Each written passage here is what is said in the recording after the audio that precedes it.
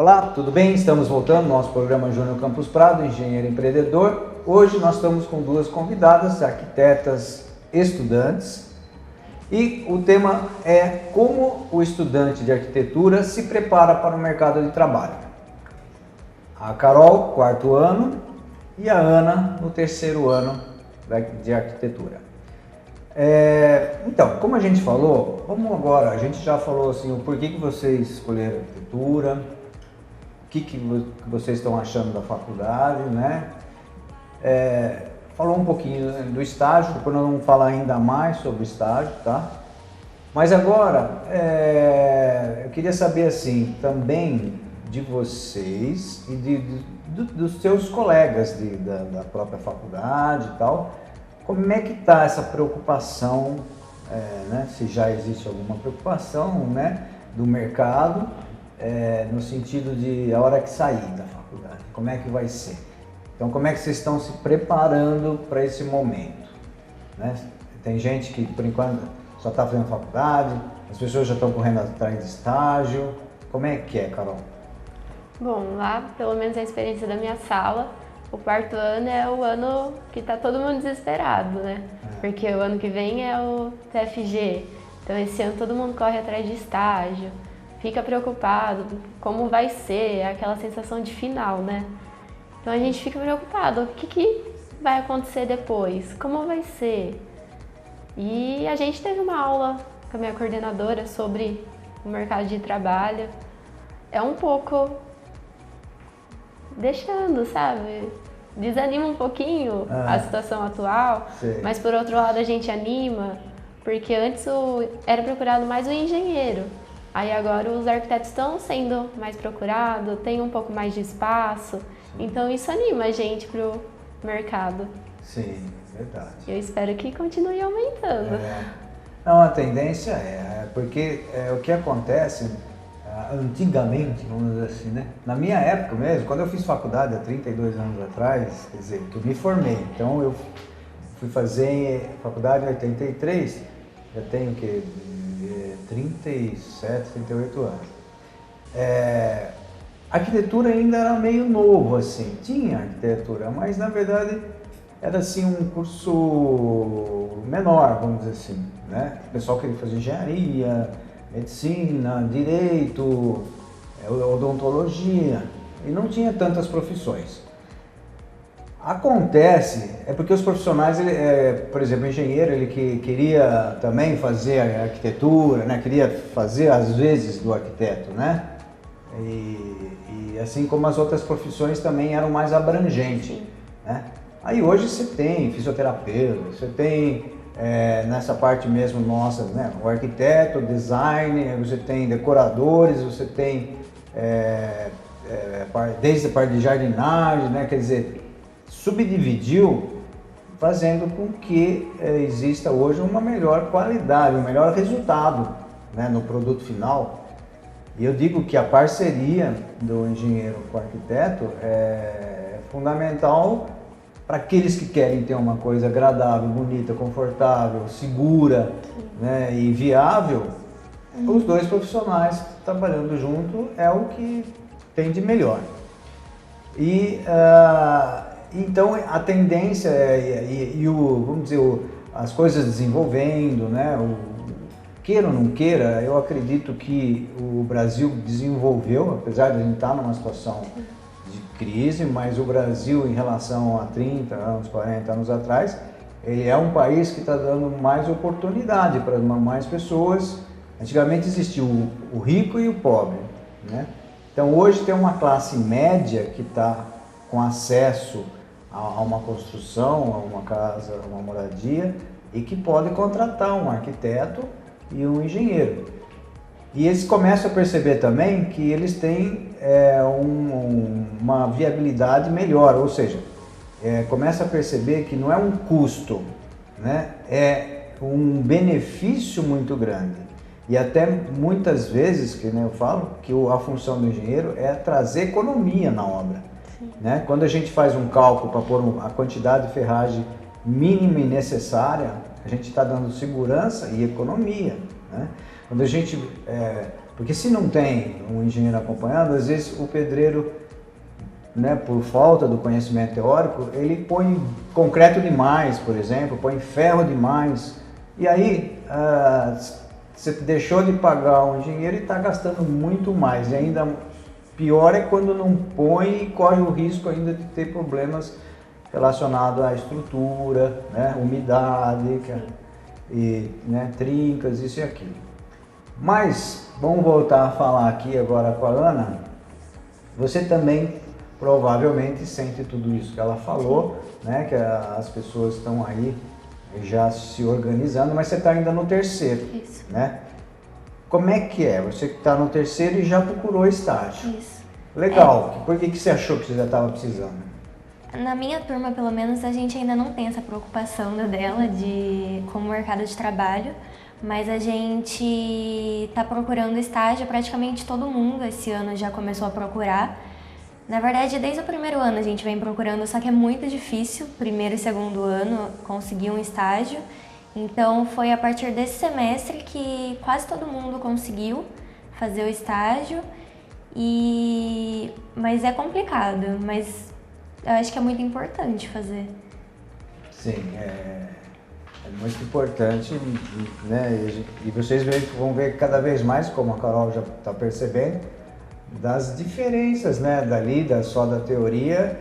E sendo assim, né, Carol, o que você fala então de como que você acha que vai estar, né, na hora de entrar no mercado de trabalho, se você vai estar preparada para tomar decisões sozinhas, e se for, o que depende para que isso ocorra também? O que você acha? Eu acho que a faculdade a gente tem o teórico, o estágio é importante por causa da prática. Então, adquirindo a prática, experiência, vendo os erros, os acertos, eu acho que se eu sair da faculdade, eu me sinto preparada para tomar algumas decisões diante de uma obra. Que bom. E você começou o estágio também no terceiro? Eu comecei no segundo com você. Você começou comigo, eu já estava no segundo ano, olha só. Foi. Que beleza. Então você já tem uma prática aí de uns 2 anos já, né? E isso realmente te garante essa tranquilidade, né? Que ela falou, que acho que depois ela vai conseguir tomar, que são poucos, eu acredito que é minoria isso, né? De conseguir estágio já no segundo ano, mesmo porque alguns, nem todo mundo procura no segundo ano, né? Acredito que tem muitos que deixam lá para o final, né? E isso então vai fazer diferença depois de formado. Você vai dar tranquilidade, o medo. A gente percebe que eu tenho contato com o jovem e a gente percebe que muitos têm medo mesmo, né? Do dia a dia, da realidade do mercado. Porque na faculdade, e esse medo, às vezes, quanto melhor o aluno, mais medo ele tem. Porque às vezes o aluno ele vai muito bem na faculdade, tira 10, 10, 10, mas ele percebe que aquilo é uma prova, aquilo é uma coisa da faculdade. Aí, na hora que ele vai atender o cliente, quando ele vai conversar com o cliente, vai se relacionar, vai ouvir, saber o que ele quer e muitas vezes tentar mostrar para o cliente que não é bem aquilo que, né, que você tem alguns conhecimentos técnicos que vai melhorar aquilo que ele imagina, né? Então você tem que ter a persuasão, um convencimento, né? Isso é só a prática. E que quanto mais você conhece, estuda, mais você percebe que você não sabe, né? É assim com todo mundo, Sim. né? Aquele que às vezes não sabe muito, ele está mais despreocupado, né? Porque nem imagina o que vem pela frente. Mas é bom isso porque vocês, né, vão se preparando e vai dando essa tranquilidade. Porque, né, você está começando no terceiro ano, continuando você vai ter, quando se formar, você vai ter praticamente 2 anos e meio, né, já de trabalho aí no mercado.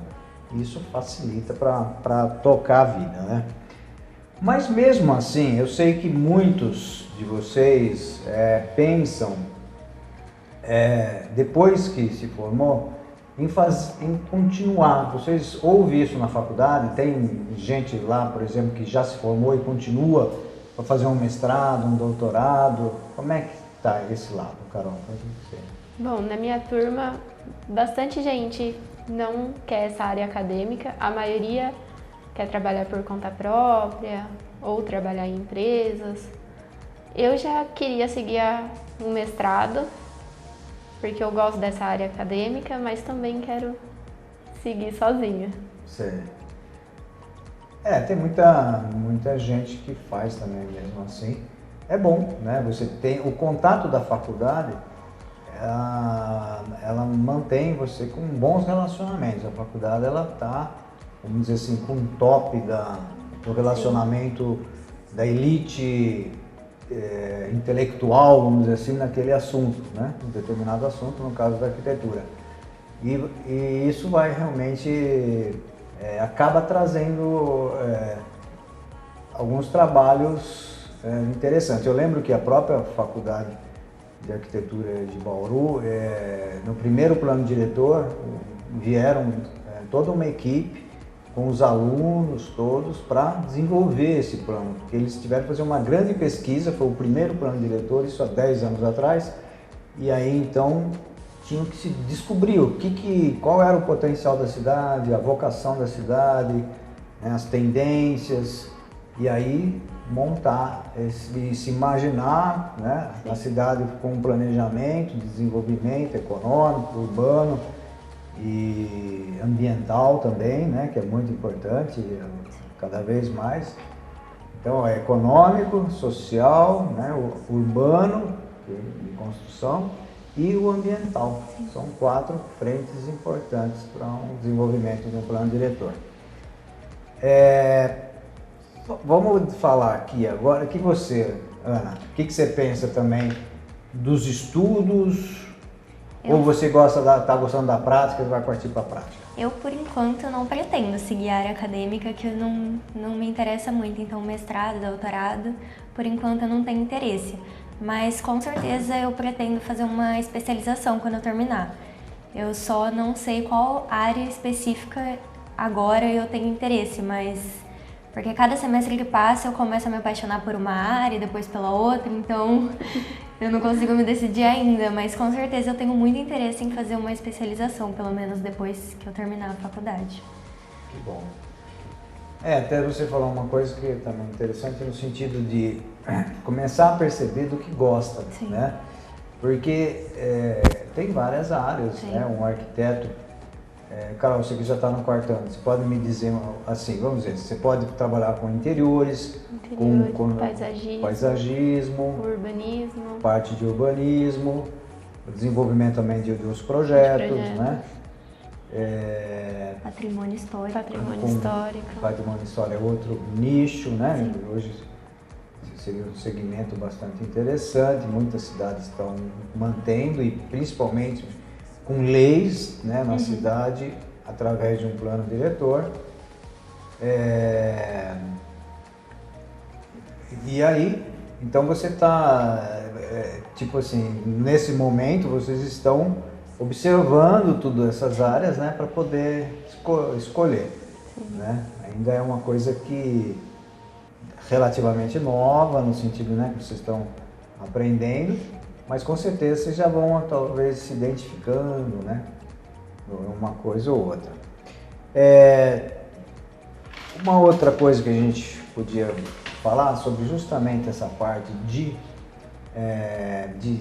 nichos e tal, essa parte de projetos, quando eu me formei, né, há um tempinho atrás, a gente fazia o desenho a tinta nanquim, tá?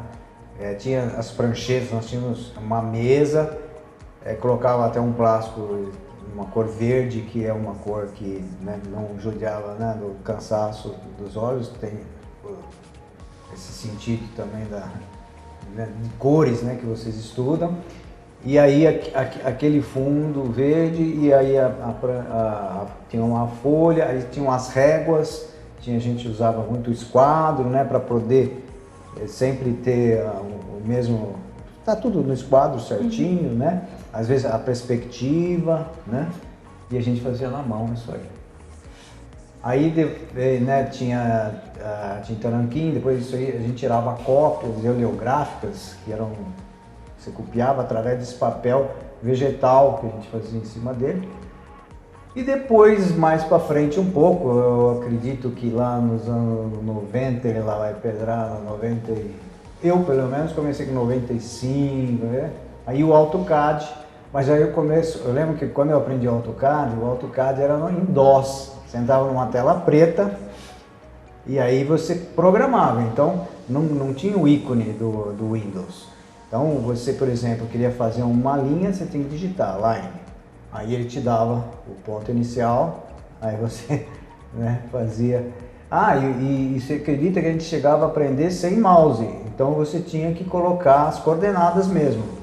Então era tipo assim, x2, y2, então criava um ponto. Aí o outro ponto você tinha que dar o x e o y para criar. Então era muito matemático, né? Era até matemático. Era um desenho que eu acho que de início era mais para o engenheiro, talvez. O arquiteto acho que não gostava.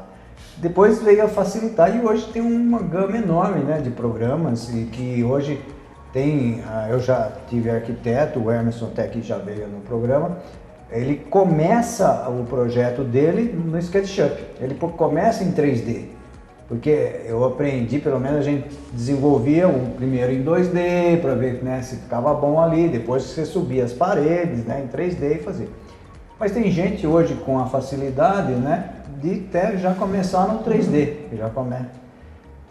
Só que a gente já está terminando o tempo aqui, eu já estou vendo aqui o tempo, daqui a pouco a gente vai voltar para vocês falarem sobre isso, sobre esses programas, sobre esse desenvolvimento tecnológico que ocorreu nesses anos, e que se ainda existe uma brecha, um campo, para aqueles que ainda gostam de trabalhar manualmente, ok?